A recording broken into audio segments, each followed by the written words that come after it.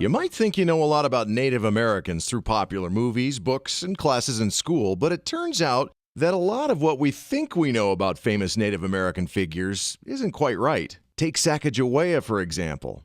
You probably remember her as a beautiful Indian woman who lived an exotic life, serving as the all-knowing guide for Lewis and Clark's famous expedition, right? Well, that's not exactly how it happened. Not much is known about Sacagawea's early childhood, but we do know that she was born in 1788 into the Agatica tribe of the Lemhi Shoshone in what is now Idaho. In 1800, when she was about 12 years old, Sacagawea and several other girls were kidnapped by a group of Hidatsu Indians. She was taken as a captive to a Hidatsu village in present-day North Dakota. Then she was sold to a French-Canadian fur trapper named Toussaint Charbonneau. Within a year or so, she was pregnant with their first child.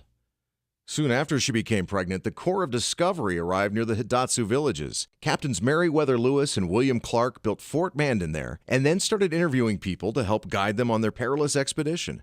They agreed to hire Sacagawea's husband, Charbonneau, with the understanding that his lovely wife would also come along as an interpreter. They figured her very presence would help any encounters with native tribes along the way. As Clark noted in his journal, "A woman with a party of men is a token of peace."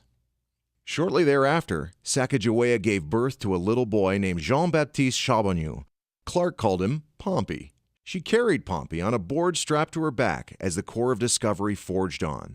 Besides interpreting the language when Lewis and Clark encountered Indians, Sacagawea's activities as a member of the Corps included digging for roots, collecting edible plants, and picking berries.